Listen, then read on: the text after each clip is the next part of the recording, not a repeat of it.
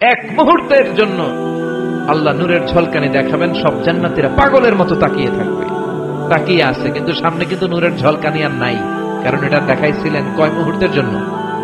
এক মুহূর্ত দেখাই সামনে নাই, কিন্তু কি যে দেখছে ওইটার দিকে তাকিয়ে জান্নাতীরা অপলক নেত্রে চোখের পলক ফেলাবে না, এইভাবে তাকিয়ে থাকবে। খুতবার শুরুতে আপনাদের খেদমতে সূরাতু আল হাশরের 20 নম্বর আয়াত তেলাওয়াত করেছি, মুখস্থ আছে না সবার? আল্লাহ সে আয়াতে বলেছেন, লা ইয়াস্তাবি আসহাবুন নার ওয়া আসহাবুল জান্নাহ, আসহাবুল জান্নাতি হুমুল ফাইজুন। জান্নাতি আর জাহান্নামী তারা কখনো সমান হতে পারে? যারা জান্নাতি তারা সফল।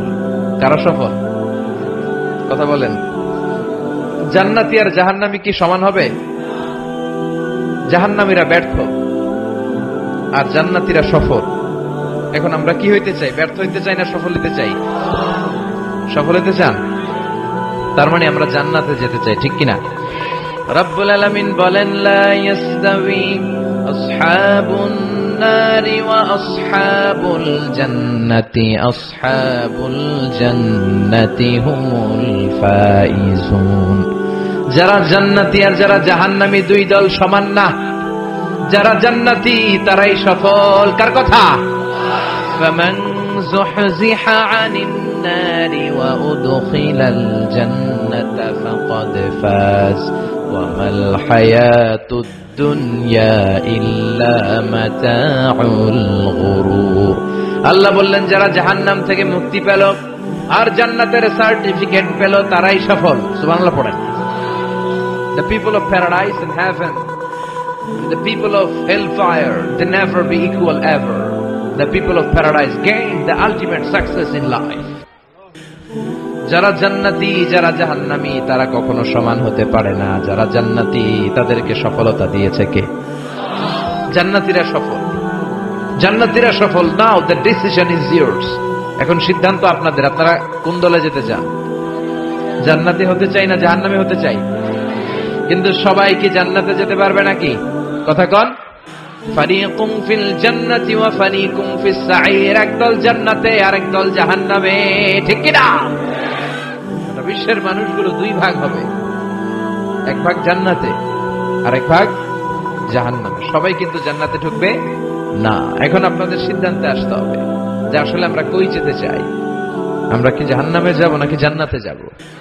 জাহান্নাম হচ্ছে দুঃখ আর কষ্টের জায়গা, ব্যারামের জায়গা, আর জান্নাত হচ্ছে আরামের জায়গা, সুখ আর শান্তির জায়গা, যেখানে শান্তি আর শান্তি, যেখানে কোনো টেনশন নাই, যেখানে পুলিশের দৌড়ানি নাই, র্যাবের দৌড়ানি নাই, যানজট নাই, ভূমিকম্প নাই, তুফান নাই, বৃষ্টি নাই, বাড়ি ভাড়ার টেনশন নাই, গ্যাস বিল, বিদ্যুৎ বিল, কোনো টেনশন আছে?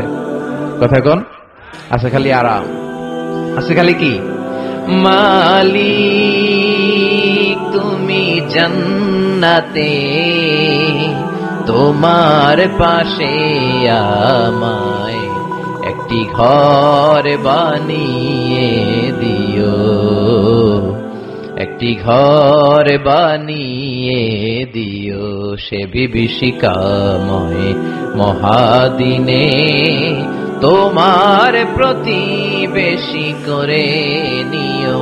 মালিক তুমি জান্নাতে, তোমার পাশে আমায় একটি ঘর বানিয়ে দিও, একটি ঘর বানিয়ে দিও। পড়ে না আমি? আমরা আল্লাহর কাছে কামনা করি আল্লাহর জন্য জান্নাতে আমাদের জন্য একটা ঘর বানায় দেয়, আর এই ঘর থেকে তাকালেই যেন আমরা আল্লাহরে দেখতে পাই। তাহলে আমরা জান্নাতে যেতে চাই। কই যেতে চাই?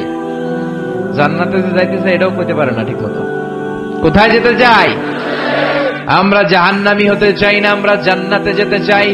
আল্লাহ বলেন, এমন জান্নাত তোমাদের জন্য তৈরি করে রেখেছি, জান্নাতটা দেখা মাত্র তোমাদের কলিজাটা ঠান্ডা হয়ে যাবে।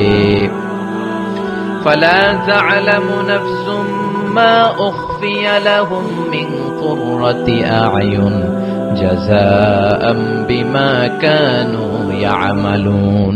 চক্ষু শীতলকারী এমন জান্নাত আমি গোপন করে রেখেছি, যেটা দেখা মাত্র তোমাদের চক্ষু শীতল করে দিবে কে?